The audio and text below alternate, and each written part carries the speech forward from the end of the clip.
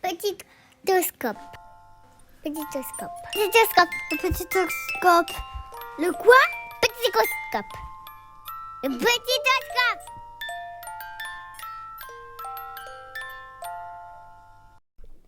Imaginons ce que pourrait penser un nouveau-né lors d'un examen clinique peu ajusté. Où je suis? J'étais bien dans mon cosy au chaud et là je comprends pas. Ma mère m'a déshabillée, je me retrouve en couche mais personne me change. En plus il commence à faire vraiment froid et je suis sur un truc dur. Et puis c'est quoi cet endroit? Je reconnais pas l'odeur de ma table à langer, ça c'est un produit qu'il n'y a pas d'habitude. Vous avez de la chance, il est calme. Ouf, maman n'est pas partie. Mais pourquoi je la vois pas? Je vois personne d'ailleurs. Oui, je vais en profiter pour l'ausculter. Mais c'est quoi ce truc? J'ai jamais vu ça moi. C'est curieux, j'aimerais bien l'attraper. Ah, mais en plus, c'est encore plus froid. Et maintenant, il y a une peau glacée qui me touche. Mais maman, au secours! Ah, est-ce que vous avez une tétine? Merci. Maman, t'es où? Viens tout de suite, vite! Alors clairement, on n'était pas dans un environnement sécurisant du tout. Mais est-ce qu'on a vraiment pris en compte les capacités de perception du nouveau-né dans cette situation?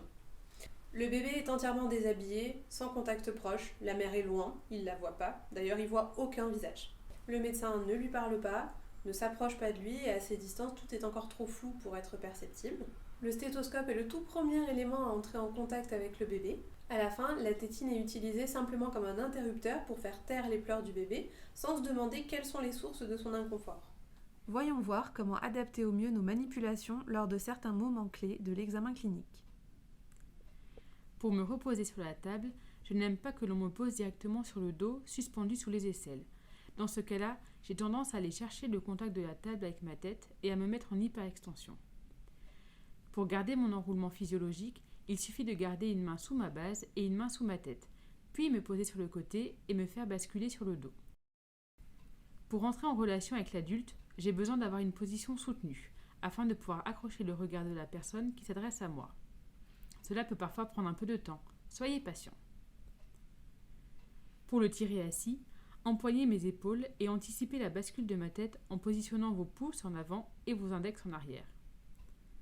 Ah oui, j'ai oublié de vous dire. Pensez à préciser aux parents que cela fait partie de l'examen clinique, mais que ce n'est pas à reproduire à la maison. Ce n'est évidemment pas comme ça que je vais apprendre à m'asseoir tout seul. Pour me retourner du dos sur le ventre pendant l'examen, ou quand mes parents m'habillent ou me déshabillent, je n'aime pas être retournée comme une crêpe. Quand vous voulez me retourner d'un côté, bien fléchir ma hanche contralatérale et la mener petit à petit en adduction et en rotation interne. Attention, mon bras ne doit pas rester en arrière. Pensez à me guider tout en gardant le contact d'une main sur mon bassin. Il est important de m'accompagner du regard. Tout cela vous donnera aussi des informations sur ma régulation tonique lors de cet enchaînement moteur. Pour me retourner du ventre sur le dos, une fois que vous avez contrôlé que mon bras ne risquait pas de me gêner, pliez simplement la jambe contralatérale en la ramenant bien sous mon ventre et faites-moi rouler sur le dos. En vous voyant faire, mes parents pourront reproduire ces retournements dans ma vie de tous les jours, comme lors du change ou de l'habillage. Tout cela aidera mes futures acquisitions motrices. Pour me reprendre dans les bras, c'est la même chose que lorsque vous m'avez posé. Gardez une main sous ma base et une main sous ma tête. Vous avez la possibilité de me reprendre dans les bras en passant sur le côté. L'important est de toujours garder mon enroulement physiologique.